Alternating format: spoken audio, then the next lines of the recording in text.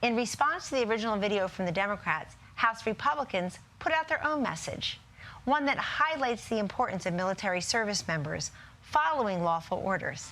Take a look. We must be loyal to the oath that we swore to stand firmly with America. We study what's lawful and what's not lawful, and the Democrats' stunt insinuating that they're illegal or unconstitutional orders, it's downright dangerous. It is corrosive. It is meant to weaken our country and weaken the military. Do not give in. Stand firm in your duty. Protect the American populace from an enemy that would do us harm. That's the right thing to do, and that is a lawful order. Your commitment to this nation is vital. Stay focused on the mission, defend the Constitution, and remember the oath we took to defend America. And joining us now are two of the men featured in that video, Representatives Rich McCormick of Georgia and Zach Nunn of Iowa. Congressman, thank you so much for joining us, and thank you so much for putting out a video that actually lifts up our military service members. Congressman Nunn, let me begin with you. What was your first reaction when you saw this video from the Democrats? Did you think it was a parody, a comedy? Did you immediately think that there's some actionable words and conduct there?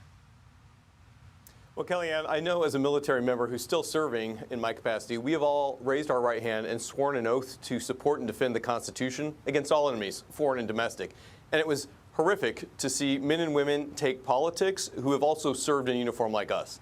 Look, Rich and I have served in a military capacity. I've served in intelligence committees, or in an intelligence capacity, and I've worked with these colleagues on the other side of the aisle. I salute their service.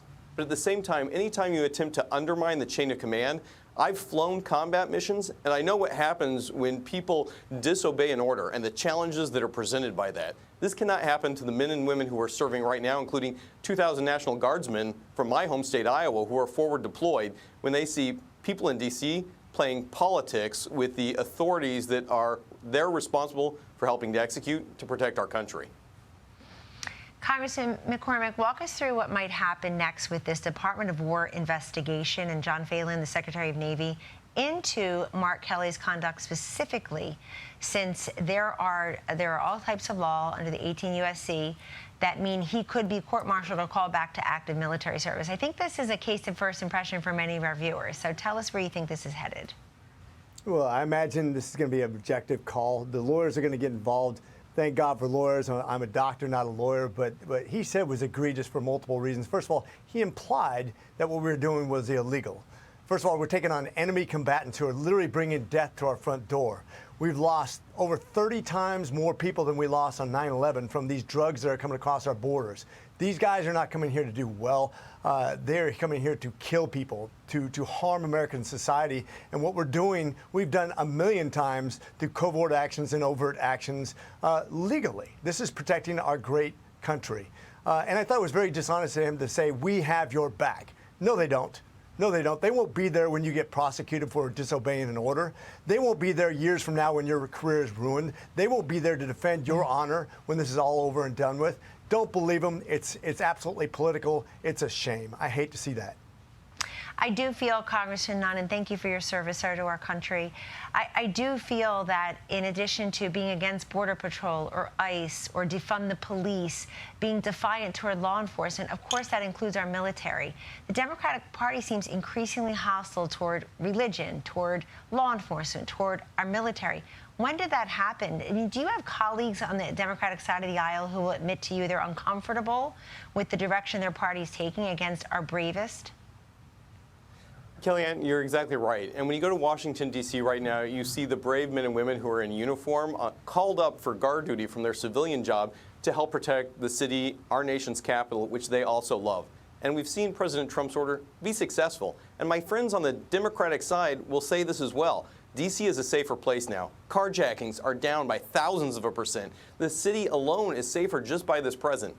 And it doesn't have to be this way. Thank God for our men and women in uniform who are standing up on the front line, both those overseas and those who are protecting the border. It's one of the things we've worked on to make sure that we can drive down illegal border crossing, fight crime right here in the United States, but hold our adversaries accountable. And President Trump has led peace through strength in a real way. Everything from taking out Iran's threats to the world to helping make sure that our allies and our home front is safer. But Kellyanne, here's what I also shared with my Democratic colleagues who were in this video.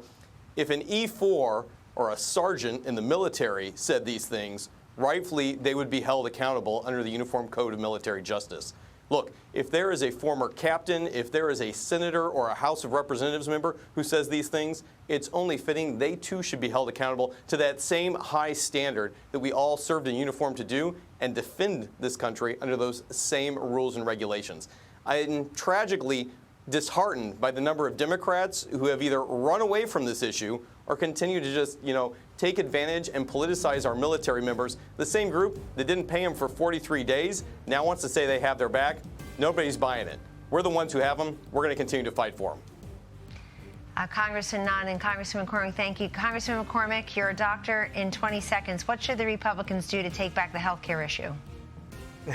I was literally just talking to the White House today about this, how we have to come up with a great alternative where we have to actually punish the misactions of insurance companies that are making record profits. We need to look where the money is going, realize that we have a $5.7 trillion investment in this per year. We got to do way better for the American people. They deserve it. Gentlemen, thank you for your service. Happy Thanksgiving to you and yours. Hey, Sean Hannity here. Hey, click here to subscribe to Fox News YouTube page and catch our hottest interviews and most compelling analysis. You will not get it anywhere else.